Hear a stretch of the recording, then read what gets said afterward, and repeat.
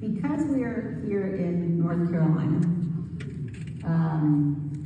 I think it is crucially important for people to recognize not only is what I just said about the danger that Trump poses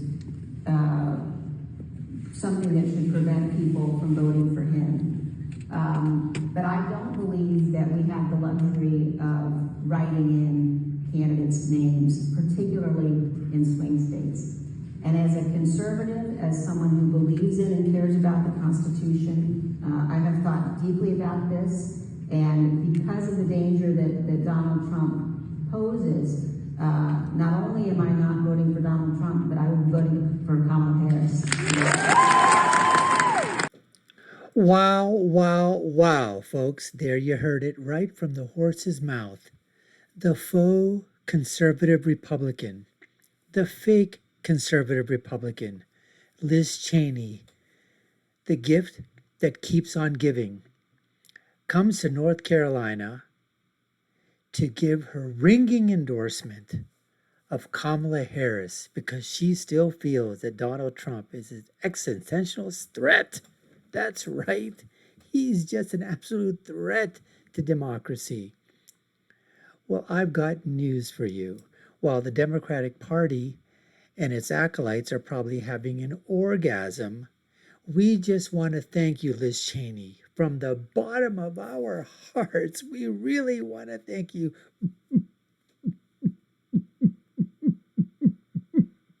My heart's beating so fast and so strongly. We want to thank you. Nothing is going to make the swing states redder and more sweeter than your ringing endorsement of Kamala Harris. That's right, Kamala, because that's how you pronounce it in the South Asian slang. And I ought to know. Now, Kamala, Kumala, potato, tomato, who the hell cares? Whatever way she tells me that she wants me to pronounce her name, I'll pronounce it, but she's not pronouncing it the correct way, I'll tell you that. Anyways, there are many in the Democrat. Oh, and we got a twofer. We got a twofer, folks. Not only do we have an absolutely ringing endorsement by a fake conservative who's going for Kamala Harris, which just makes the swing states, as I said, even redder than before, but we have a real live celebrity, a real live Politico, Tulsi Gabbard, who I guess now is an independent, but her ringing endorsement of Donald Trump gives us an absolute twofer. That's right, a 2-4, baby. That's right. Now, there are many in the Democratic media, the legacy media, the leftist media, academia, who, as I said before, are probably having a political orgasm about this and just can't wait. And we have someone that we want to talk about. We're going to bring that on later.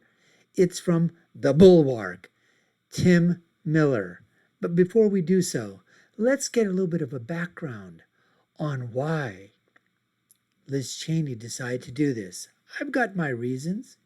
One of them being she's insignificant within the Republican Party. Nobody even knew who Liz Cheney was. It was over after the J6 things, which was a complete and utter catastrophe. Nobody cared. It was a waste of time, a waste of money, it was just bullshit. That's all it was. But she made herself somewhat prominent within what? The Beltway, the media, academic institutions, the legacy media were tripping over themselves trying to get interviews with her. She was being, and then all of a sudden, no relevancy. Nobody knows who Liz Cheney is. She decides, I need to do something. What can I do? And like the phoenix rising out of the ashes, the political ashes, she says, I know what I'll do. Tulsi Gabbard, she went and endorsed Donald Trump. I'm going to go ahead and endorse Kamala Harris. And poof, Liz Cheney is reborn, rebirthed as a Democrat, as a liberal. And now everyone's going gaga over Liz Cheney, right? Let's take a look and see how this all started. We'll do that right now.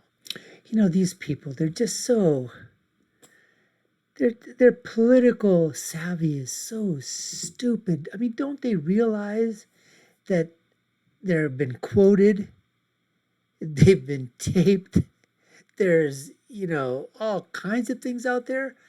I wonder what Liz Cheney has to say that after Joe Biden picked her to be the vice president, she described Harris as being a radical liberal. Now, remember in the aftermath of the riot, she slammed Trump, saying that he had formed the mob, incited the mob. Go back to the insurrection.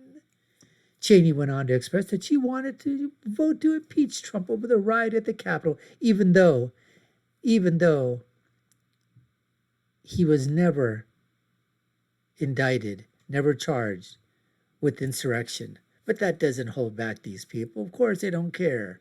I mean, it's just unbelievable. Like it says here, in an interview back in April 2021, Cheney stated that if Trump were the Republican Party's president nominee, she would not vote for him. I will never vote for him. That's exactly what happened. Now, I want to take us to a podcast out there. I think it's hosted by Tim Miller of the Bulwark. I think a lot of his stuff is bullshit, but everybody's got a right to their opinion. He says he's a moderate Republican. I don't think he really is. I think he's a liberal, but disguises that. It's sort of like Alyssa Farrell on The View. She says she's a conservative. She's not a conservative. Anna Navarro says she's a conservative. She is not a conservative. Come on, folks. Get a freaking dictionary and get your meanings right.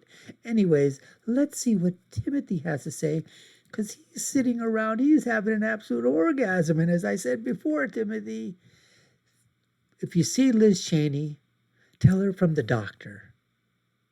Tell her that I want to express my thank yous for her endorsing Donald Trump. Folks, you're watching the Dr. Nasser Shake Show. I'm your host, Dr. Nasser. If you haven't already subscribed to the channel, you all know what to do. Let's get to a little clip from the Bulwark with Tim Miller right now.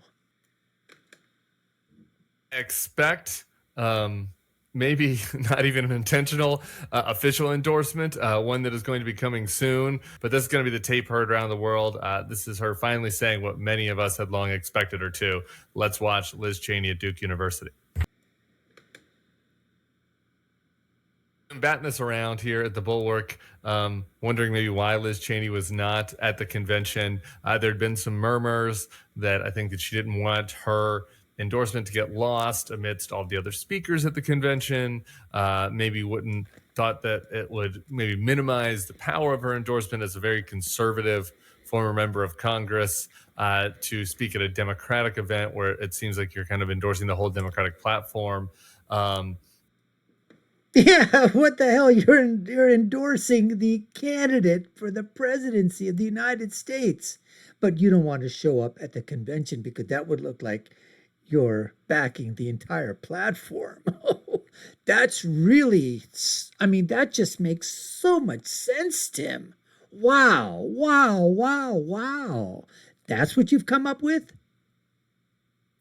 I kind of thought those concerns were a little silly, if I'm being honest. But frankly, it's hard to nitpick somebody like Liz Cheney, who has just been absolutely stalwart ever since January 6th.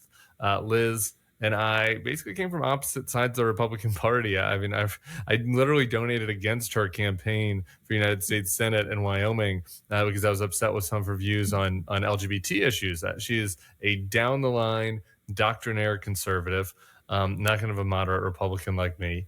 And so to me, that gives just her stamp of approval even more weight when you're talking about these voters. That it's like, no matter how conservative you think you are in policy, actually the conservative thing to do is to support Kamala Harris. And if you listen to that video, there were two other. Did you hear what he just said, folks? The conservative thing to do. The conservative thing to do is to vote for Kamala Harris. Really? That's the conservative thing to do? Sometimes when I'm watching these shows, these podcasts of guys that claim to be Republican, claim to be conservative, I think I'm just watching The View with an XY chromosome. And in some cases, even these people with XYs, I think they're double X's. Anyways, let's continue. Other points that she makes that I thought are really important to stick on. Number one, she says specifically, it is not enough to write in, right? We are not in one of these situations where the threat of Trump is so modest or is equivalent to the threat of the Democrats, and it's fine to just write in Jack Kemp or Ronnie Reagan's ghost or whatever. She's not doing the thing that Pat Toomey did on CNBC earlier this week, saying he's not going to vote for both, the former Republican senator from Pennsylvania. What she is doing is being crystal clear that the scale of the threat of Trump requires you to vote for Kamala Harris. I think that is an extremely important endorsement and argument, and it's going to be a validator that Harris and her team are going to be able to use throughout the rest of this campaign. The other thing that she slid in there. Quick suggestion. I hope and pray, Tim, that they bring Liz Cheney and send her out to these states. The Harris campaign, if they want to do something as stupid as that, as to send Liz Cheney around, who would you rather send around, Liz Cheney or Tulsi Gabbard? Come on, folks, it's a no-brainer. You're going to send Tulsi Gabbard around. But if the Democrats, Kamala and her team think that it's going to be, backing some votes on for her, she is just, as I said, sending around Liz Cheney to the swing states. It's only going to make them sweeter and redder. Mwah. Let's go. Is that these other Republicans who are threats to democracy, and I think she's very specific about talking about who they are. And I think that obviously Liz Cheney is deeply disappointed with every Republican that's going along with Donald Trump, but specifically the election deniers, specifically the ones that would be happy to tear down the very fabric of our republic to install Donald Trump as an unelected autocrat. Like, these people have to be defeated. As an unelected autocrat, we're going through the elections, and these guys are saying it's an unelected autocrat. I mean, the verbal diarrhea, the temerity, the noive, it's just unbelievable. Too, not just Trump. And they're in North Carolina. She calls out Mark Robinson, who we've been discussing on the various podcasts today because of his porn habit. But he's got a lot more serious problems than that. And this is somebody that was fully on board with the Stop the Steal effort. He's been in on Holocaust denial. He is an unapologetic MAGA evangelist. And there was Liz Cheney saying in North Carolina not only that she would vote for Kamala Harris, but that I don't know if she actually said the name Josh Stein in that clip, but making very clear that Mark Robinson must be defeated as well, which means supporting Josh Stein, the Democrat in North Carolina. She did do this as well in the midterms, just picking kind of the swing state secretaries of state and maybe, I believe, also a couple governor spots, including Carrie Lake, where she endorsed against election denying Republicans. So she does have a track record of doing this. As far as the big wait and see around this, again, it's really been kind of this question of timing, because we all knew Liz Cheney was going to do this.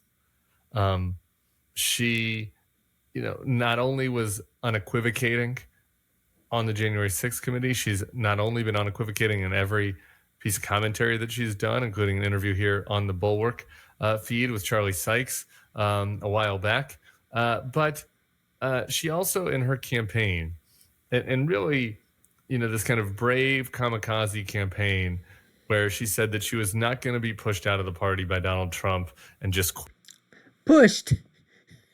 She shoved herself out the door. The Wyoming Republican Party basically made a persona non grata.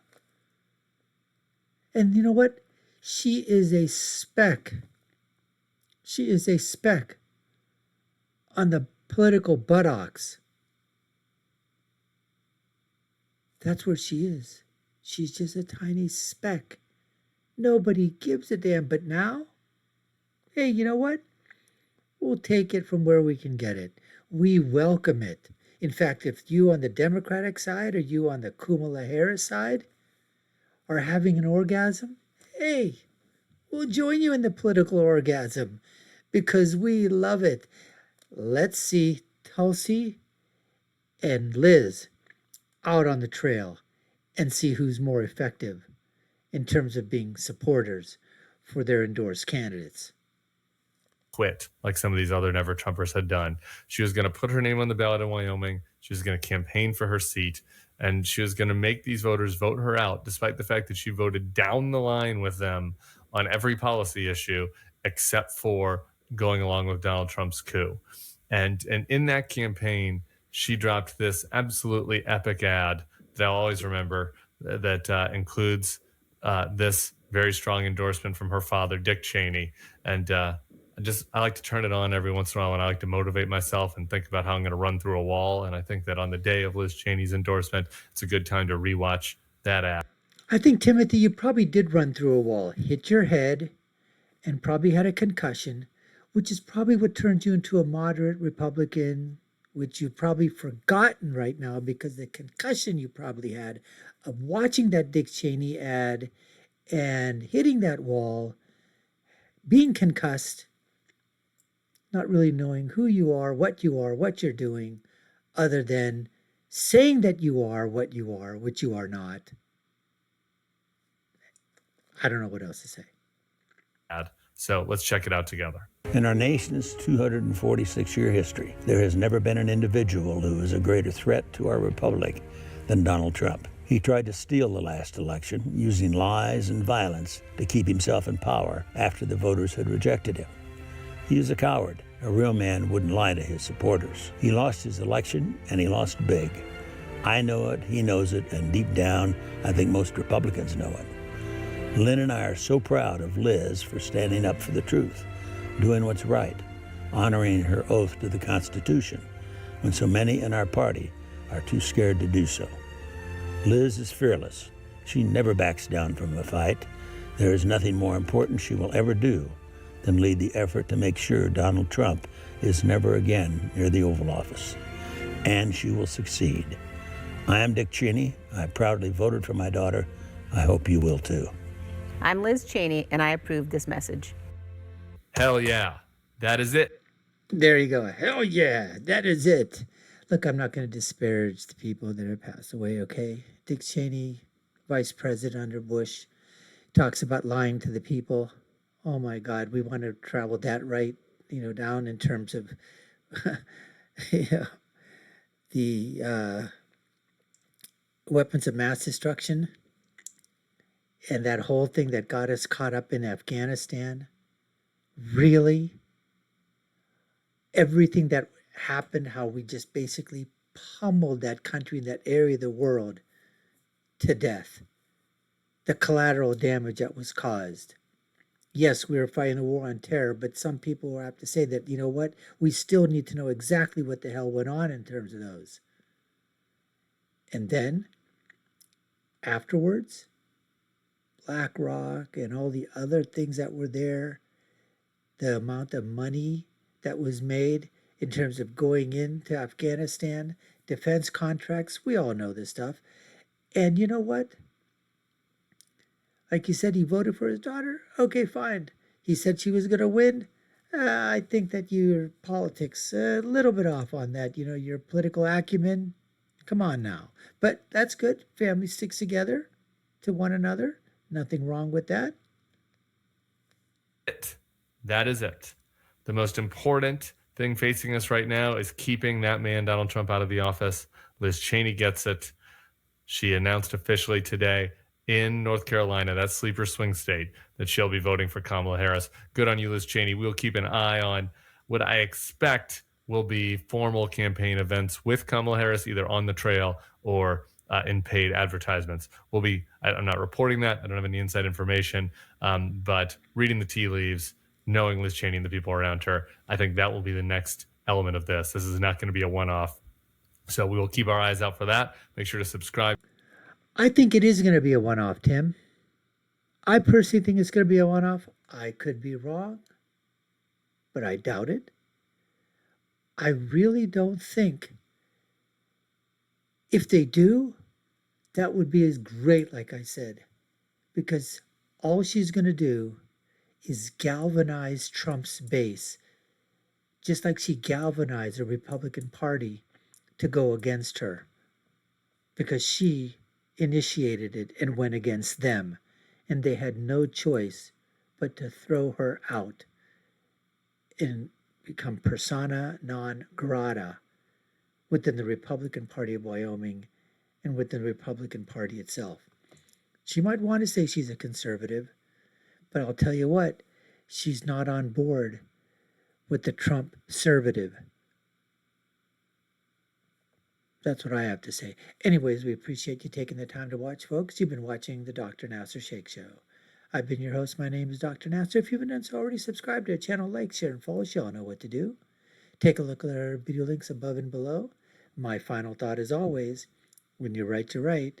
And when you're left, like the people at the Bulwark, you're always wrong. Until next time, folks, take care and stay safe.